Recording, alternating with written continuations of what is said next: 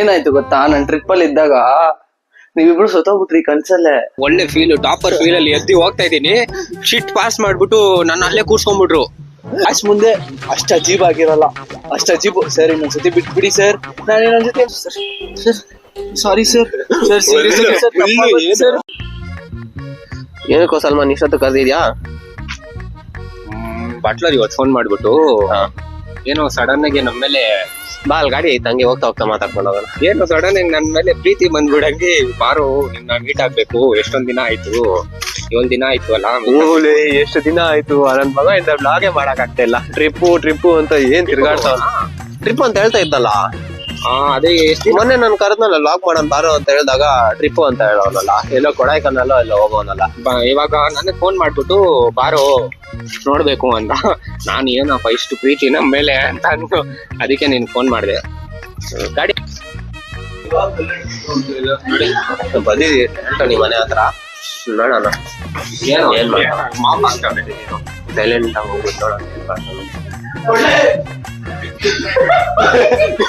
ಮಾಡ್ತಾವನೆ ಇವನು, ಡ್ಯಾನ್ಸ್ ಮಾಡ್ಕೊಂಡವನೇನೋ. ಯಾವ ಸಾಂಗು ಅದು?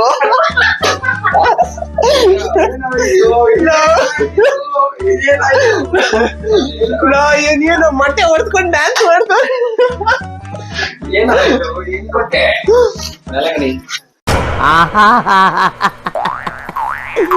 ಏನೋ ಕಂದಲೇ, ಏನೋ ಏನೋ ಏನೋ ಏನ್ ಸ್ಮಾರ್ಟ್ ಆಗಿದೆಯಲ್ಲೇ ಲೇ. ಅದ ಇವನ್ ಡ್ಯಾನ್ಸ್ ಸ್ಟೆಪ್ ನಿಂತ್ಕೊಂತಿದ್ದೆ, ಏನೋ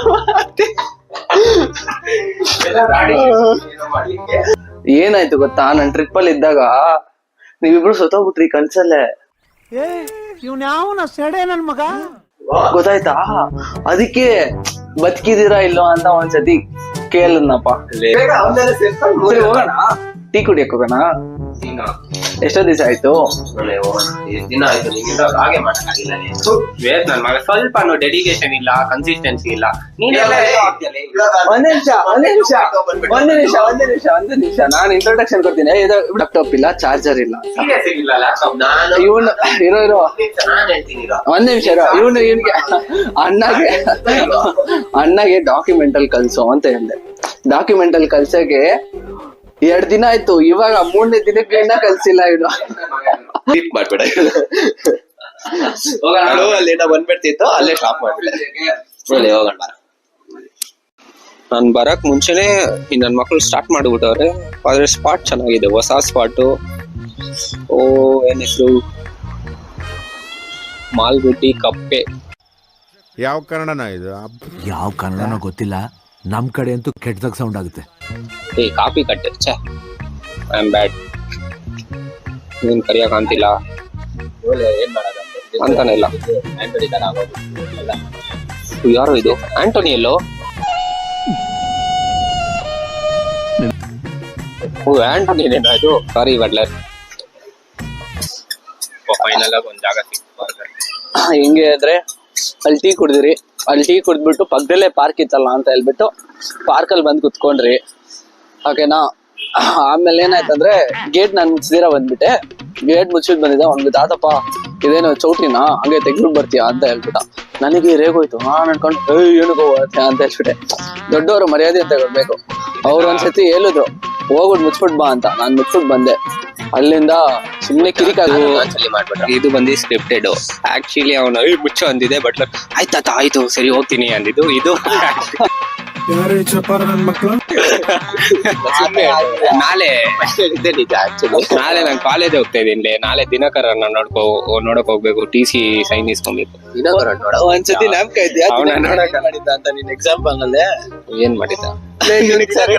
ಎಷ್ಟೋ ಸರಿ ಒಂದ್ಸತಿ ಸಿಕ್ಕಾಕೊಂಡು ಎಕ್ಸಾಮ್ ಅಲ್ಲೇ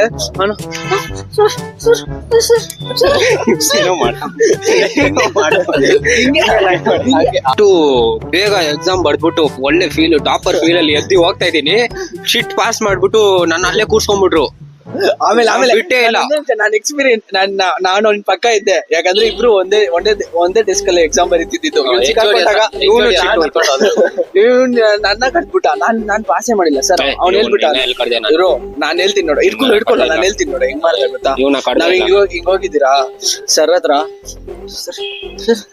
ಸಾರಿ ಸರ್, ತಪ್ಪಾಗೋಯ್ತು ಸರ್, ಸೀರಿಯಸ್ ಆಗಿ ತಪ್ಪಾಗೋಯ್ತು ಅಂತ ಮಾತಾಡ್ತಿದ್ದಾನೆ.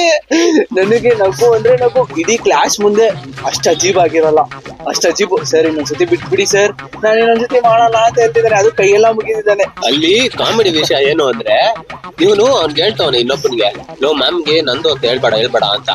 ಮ್ಯಾಮ್ ಕೇಳಿದ್ರು ಸಾತ್ವಿಕ ಇದು ಅಂತ ಅವನ ಹತ್ರ. ಅವನು ಇಲ್ಲ ಮ್ಯಾಮ್ ನಂದೇ ಅಂತ ಹೇಳ್ಬೇಕಲ್ಲ, ಅದೆಲ್ಲ ಬಿಟ್ಬಿಟ್ಟು ನಗಿತವನೆ.